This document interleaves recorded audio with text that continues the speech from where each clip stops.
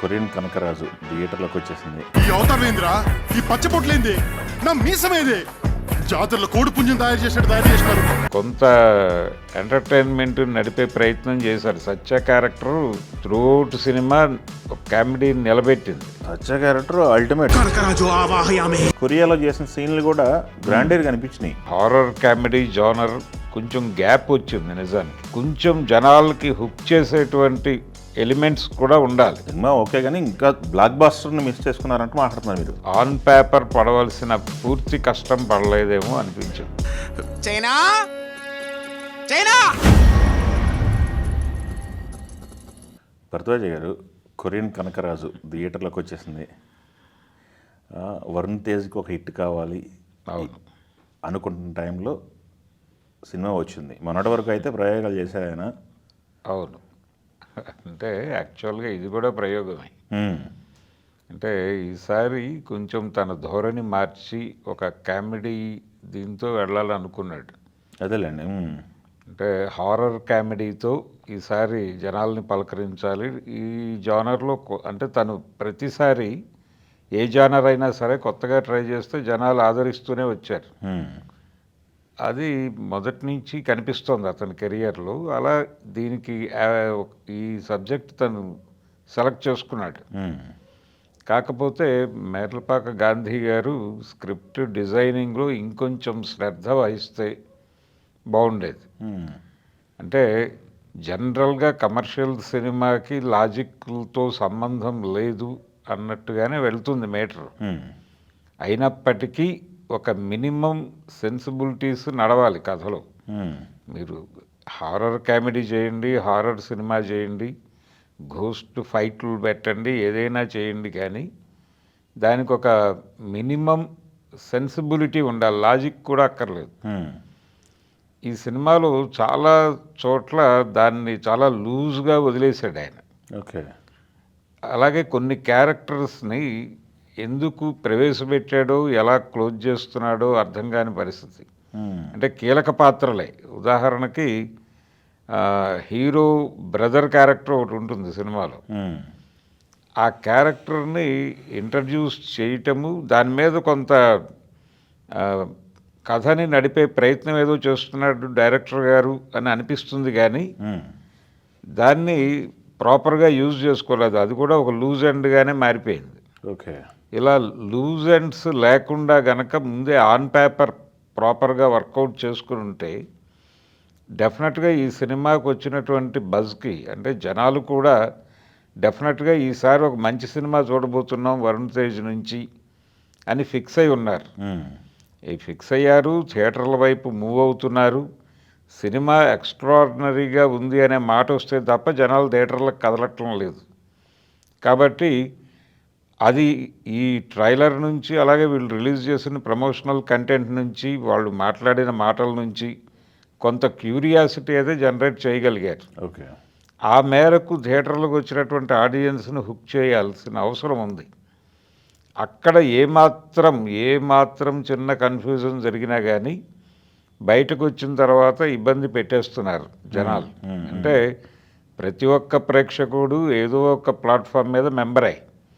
అక్కడ తన మనసులో అభిప్రాయాన్ని నాటేస్తున్నాడు. థియేటర్ దగ్గర మైకుల దగ్గర మాట్లాడింది కన్సిడర్ చేయటం కాదు, వీళ్ళు సోషల్ మీడియాలో సినిమాని ఎలా ప్రమోట్ చేస్తున్నారు అనేది కీలకంగా మారింది. అందుకని ఇంకొంచెం స్క్రిప్ట్ విషయంలో కేర్ తీసుకుంటే బాగుండేది. అదేలేండి. బేసిక్గా అసలు మనతో లైన్ అంటే కోర్స్ మనం స్టోరీ చెప్పొద్దు, బట్ బేసిక్ లైన్ అనేది ఆడియన్కి తెలియాలి కదా. ట్రైలర్లో చూపించింది కరెక్ట్గా అదే వెళ్ళారు, అదే లైన్లో ఉంది. అంటే ఒక మనకి తెలుగు రాష్ట్రాల్లో రాయలసీమలో ఒక మారుమూల గ్రామంలో ఉన్నటువంటి, మారుమూల గ్రామం ఏం కాదులేండి, అది పెనుగొండ. అక్కడ కియా మోటార్స్ ఇది ఒక అడ్వాంటేజ్గా తీసుకుని అక్కడికి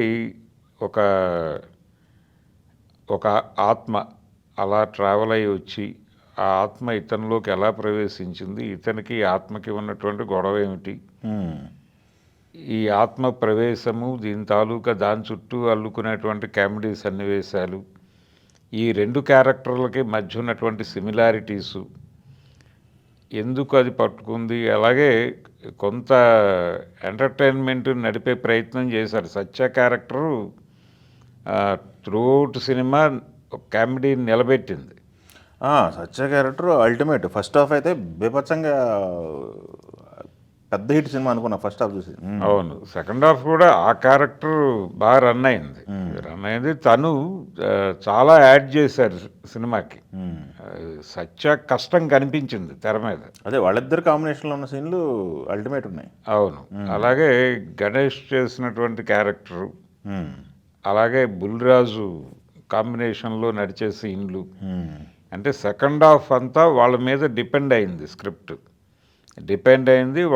వాళ్ళ పాత్రల పరిధి మేరకు వాళ్ళు చేశారు. కాకపోతే కొంచెం జనాలకి హుక్ చేసేటువంటి ఎలిమెంట్స్ కూడా ఉండాలి కథలో. అంటే అలా పాస్ అయిపోతూ అలా దొర్లుకుంటూ వెళ్ళిపోతే కుదరదు.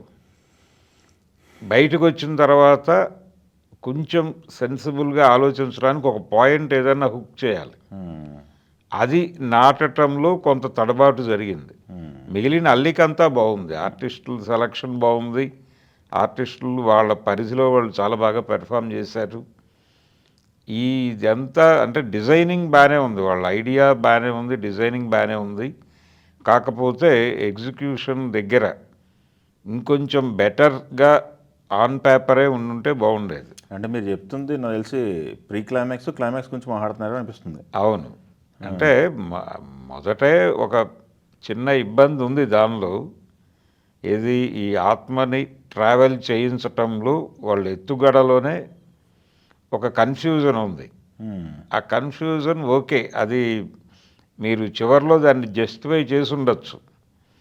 చివరిలో మళ్ళీ ఈ ప్రీ క్లైమాక్స్లో జరిగిన గందరగోళం వలన అది కూడా జస్టిఫై కాలేదు.